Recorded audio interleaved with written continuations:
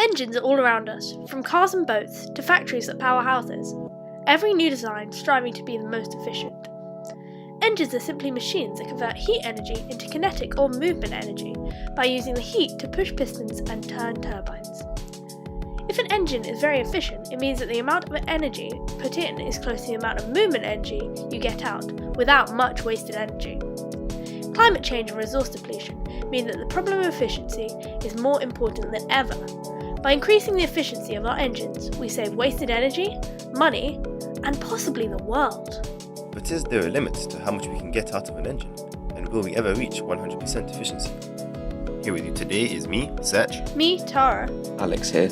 And Chris. We're university students in the field of physics and are here to help you appreciate the idea of engine efficiency, Find an explanation of the world of entropy, And finally, fully understand what is meant by Carnot's theorem and Carnot's engine. But to start this journey, let's go back to the beginning for a little history. Steam engines have been around in one form or another for centuries. The first recorded was a steam-operated wheel described by Hero of Alexandria in the 1st century AD. Over the centuries, numerous innovations on this basic design, from Thomas Savery's steam pump to James Watt's rotary engine, would turn the steam engine into a vital part of industrial society, from powering ships to forging iron to grinding grain. Since engines had become so useful, it must have felt quite natural to ask, well, just how efficient can we make them? And that was the question that Sadi Carnot, a military engineer, was asking when he first came up with his famous theorem. but in order to appreciate this theorem, we must first look at how an engine actually works. In this engine, the heat is supplied by burning coal to boil water into steam, which is directed towards the turbine. The steam collides with this turbine, turning it and in turn the wheels of the train. Here's a good way to look at the steam engine. The coal acts as a constant heat source, so we can say it acts as what we call a hot reservoir. The place where the steam escapes acts as a massive area to release energy, so acts as a cold reservoir. Movement from turning the turbine is what we call work, and it's the kinetic energy or movement energy that we want. We can say heating the water is the way we extract the energy from the hot reservoir, and turning the turbine is the work that we get out. The rest of the energy is dumped into the cold reservoir.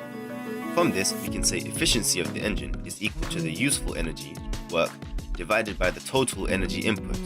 Now this is definitely one way to turn heat into movement, but it is far from efficient. Heat is lost everywhere, from heating the water to the steam colliding with the walls when being directed down the tube.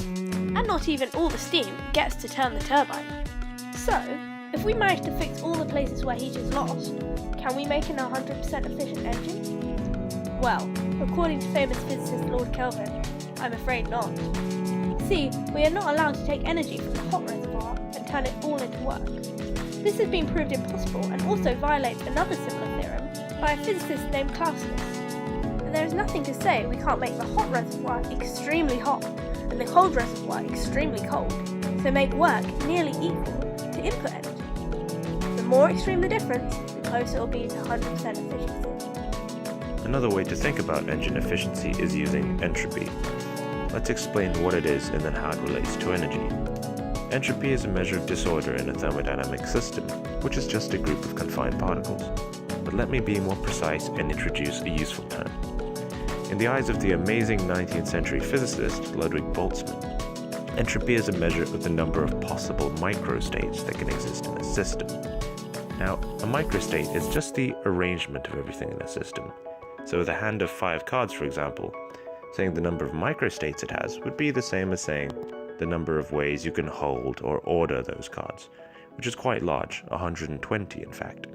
For particles in a thermodynamic system, the number of microstates is incredibly larger, because it doesn't just involve the order and position of more than 5 particles, it involves the momentum of those particles as well.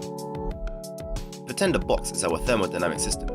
I'm sure you can imagine that the microstate where lots of particles are randomly distributed everywhere with random momentums in the box is much more probable than the microstate where all the particles are at one side of the box, all with the same momentum. So the first scenario with the higher probability has the higher entropy.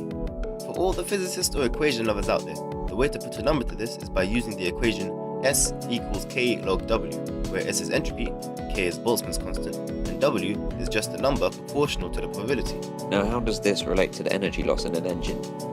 Well, when steam particles collide with the walls, they give the outside world their heat energy, and so spread that energy between billions of other particles that aren't in the engine. Now if we look at the microstate where the particles have random positions and momenta, we can see that this scenario is even more possible than before, because their energy is distributed between so many particles, so the probability is much greater. We can therefore say that entropy has increased because heat energy was lost to the surroundings. So hopefully now you have some grasp of efficiency, heat loss, and entropy, which is all you really need to understand Carnot's theorem and the Carnot engine. Carnot's maximum efficiency theorem is that the engine must not have any entropy increase, since this would mean it has energy loss. So any engine with no entropy gain, and therefore no energy loss, will be at maximum efficiency, and this is what we call a Carnot engine. This means a Carnot engine doesn't have to be that efficient, it is just one that hasn't got any entropy gain. I hope this insight into entropy and Carnot engines was efficient and useful. If you understand the topics, then you're definitely on track to getting a first in a thermal physics course.